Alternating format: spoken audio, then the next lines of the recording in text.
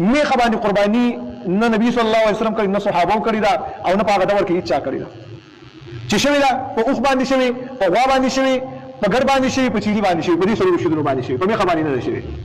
دیو جنا بهتره طریقه دا ده چې سړی پرې نه ځان وساتي د میخې قرباني ای مسلمانانو موږ دي مولیانو د نوارو پار خطا کړی دی خیال کړی څوک په دې راځي او څوک په دې راځي او مړی او درس غوبل سټارټ نوي نوي نظامونه دي په موږ دا ومنو چې نبي علیه الصلاه والسلام میخه نه ده حلاله کړې صحیح صحابو نه ده حلاله کړې نو نبي اسلام ډېر کارونه چې په هغه ټایم کې نو مزایل په هغه ټایم کې نو ټوپک او تمانچه په هغه ټایم کې نو جاس په هغه ټایم کې نو ټینک په هغه ټایم کې نو اوس خو چې په دې د جهاد کې نعوذ بالله دا خو به نه دي پکار د دې نه خو به ځان ساتل پکار دي ځکه نبي علیه الصلاه والسلام په جنگ نه کړی هغه تورو په نزو باندې جنگ دی په دې جاس کې چې دا مسافر دی حج لاله نعوذ بالله دا خو ګور بیا پکار چې د جهاد نه سانو ساتي ځکه چې دا خو نبی اسلام په جاس کې نه تللی صحابه په جاس کې نه تللی په دې ګاډو کې چې ما وتا ګرځو نو دا خو یې ګور نبی اسلام په دې ګاډو کې نه تللی چرته یاره او صحابه هم کې نه تللی دا خو ګور بیا موږ الله سره زیاتې کو چې په دې ګاډو کې ګرځو او دا مخکې سټ کې بیا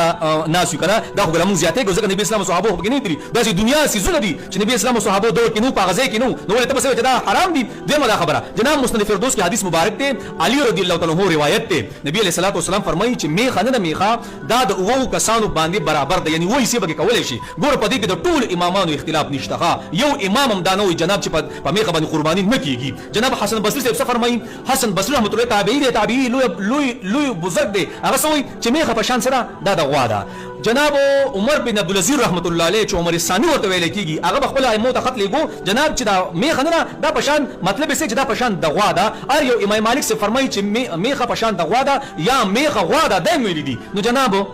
امام مالک سے مونږ ته دا وایي ټول ائمه مونږ ته وایي چې کیږي پی او حسن بصری سے مونږ ته وایي چې کیږي پی علي سے مونږ ته وایي چې کیږي پی او د قشان جناب عمر بن عبدالعزیز رحمت الله علیه مونږ ته وایي چې کیږي پی اختلاف پکې د سره نشته او نن سبا بیا وایي چې لکه نن سبا علما را پاسې وایي چې نشته پکې نو تاسو مونږ کو دا غوي مونږ جناب حق حلال قربانی دا میخه قربانی په بالکل کیږي کو چرته تاسو دا وایي مونږ دا وایي چې نبی اسلام چې کم کارونه کړی او صحابه کم کارونه کړی هغه وکاو نو بیا خدای الله بنده د دنیا سيزونه بیا ردی کیږي څنګه چې موتات وي یو مثال مې درکو او ګوره دا باقاعده شته میخه پشان د غوا ده او د زکات په معاملې کې به هم د میخي د غوا پشان زکات کو جناب دا ټول شته حسن بصری صاحب امام مالک صاحب ټول امامان یو پکې اختلاف نشته د یو امام په دې کې اختلاف نشته او نن سبا دور کې موت را پاسو وایي چې به بس مړه باندې نوې نظامونه دي ناشنا مسله شیړه مخ په برابرځي نو جناب بالکل قربانیان کیږي د دنیا خلکو روزګار د دنیا خلکو میخي راوستي دي او زه یو دغه کوم جناب خبره به وکم دا څومره یو قسم لا هغه په عوامو کې بګړاو پیدا کوي کنه بالکل حق حلال قربانی دا د هیڅ چا په اختلاف نشته خو مضبوطی قربانیان کوي کم سے کم زمو سلورم پنځم کال ماته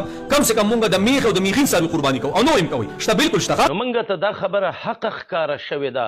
الحمدلله په دلیل باندې په بصیرت باندې په پوهه باندې چې په میخه باندې